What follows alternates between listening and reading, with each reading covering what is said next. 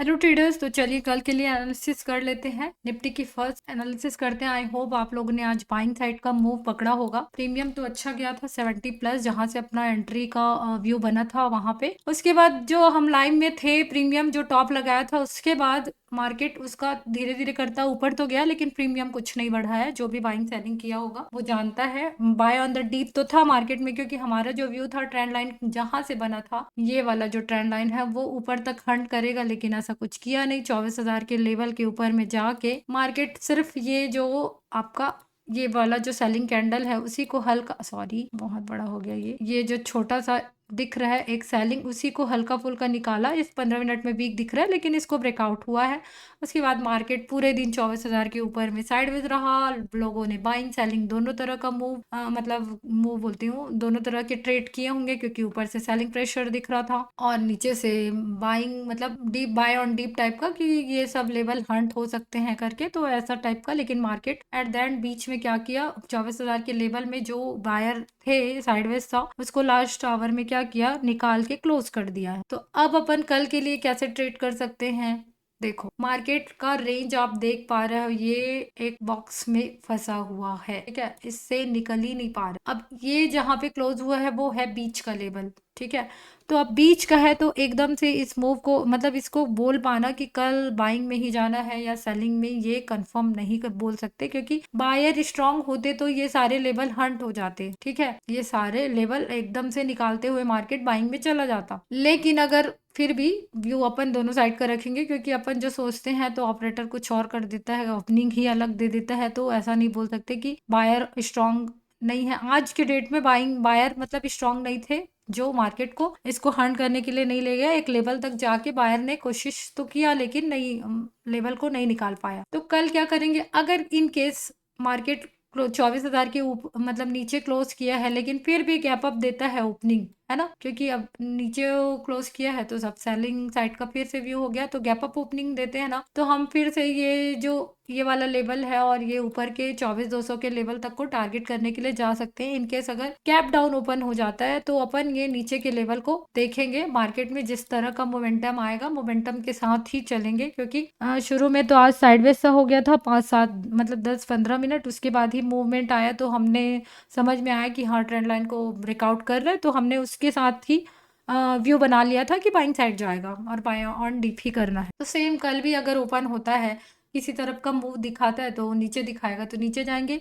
अब बीच में ही है मार्केट, तो उसी तरह का व्यू लेके चलना पड़ेगा। सेम व्यू आपका सेंसेक्स में है। सेंसेक्स की कल एक्सपायरी है, तो सेंसेक्स में भी एनालिसिस कर देती हूँ, सॉरी। हाँ, चलो 1 मिनट के चार्ट में सेंसेक्स भी सिमिलर, निफ्टी जैसे, निफ्टी तो 24,000 के ऊपर ऊपर टहल रहा था, लास्ट में सेलिंग मूव आया उसमें, तो 24,000 के नीचे क्लोज किया। लेकिन सेंसेक्स क्या किया, 77,000 के ऊपर नीचे ऊपर नीचे ऊपर नीचे पूरा दिन भर रहा है मार्केट में, बाइंग सेलिंग फुल हुई है। और इसने भी ये वाला लेवल को हंट किया, ब्रेकआउट किया, ये वाला जो सेलिंग जोन था उसको हंट किया और 77,000 के ऊपर में ऊपर नीचे किया।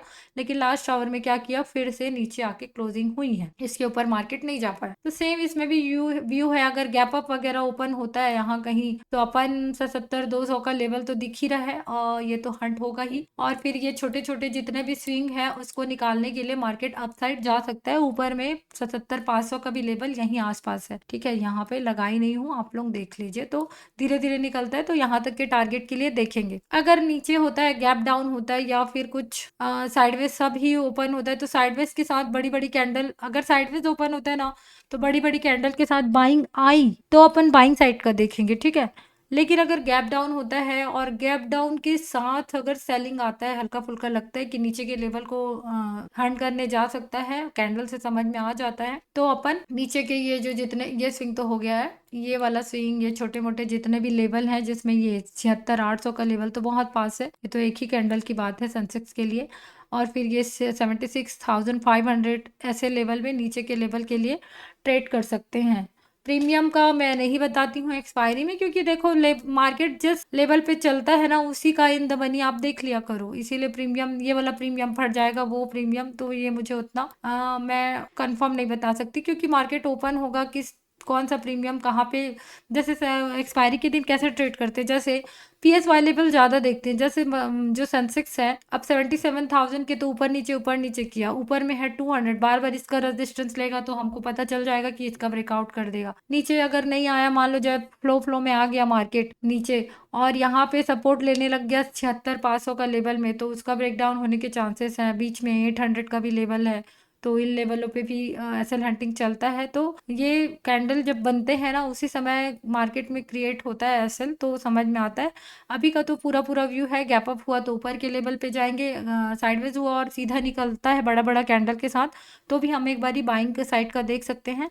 लेकिन इन केस मार्केट नीचे आने की कोशिश किया तो नीचे के लेवल को भी टारगेट करने के लिए हम नीचे जा सकते हैं। बीच में खड़ा है मार्केट, क्योंकि इसमें भी तो रेंज है ना, निफ्टी में जैसा सिमिलर रेंज सेम है, तीनों इंडेक्स ऐसे ही चल रहे हैं, ऊपर नहीं हो रहा है। ये देखो अब मार्केट का ये रेंज आप देख रहे हो 15 मिनट में बीच में है। अब इसमें एकदम कंफर्म ऊपर ही चला जाएगा, नीचे तो वो कैंडल की ओपनिंग के साथ ही क्लियर व्यू पता चलेगा। तो इस तरह का व्यू है। सिमिलर व्यू आप अगर देखेंगे तो बैंक निफ्टी में भी है। बैंक निफ्टी का भी बता देती हूँ, क्योंकि ये भी बढ़ने की कोशिश किया तो जरूर था, लेकिन ये भी ज़्यादा नहीं बढ़ पाया। 58,000 को ऊपर नीचे ये भी किया, 58,000 को, इसको तो हंट करेगा सोच रही थी मैं, लेकिन जैसे ये वाला लेवल तो हंट हुआ, बट ये लेवल को छोड़ दिया है। तो मे भी कल अगर गैप अप वगैरह हो या बड़ा बड़ा कैंडल के साथ निकलता दिखे तो ये सारे लेवल सेंसेक्स के साथ, जैसे सेंसेक्स आगे बढ़ा तो ये भी जा सकता है। इसमें भी ये लेवल है, ये सारे लेवल निकलेंगे तो ये भी इजीली 58,500 तक दिख सकता है। नीचे के लेवल की बात करें, अगर इसमें भी साइडवेज सा हो जाता है तो इसको भी बड़ी बड़ी कैंडल के साथ ऊपर अगर बढ़ता है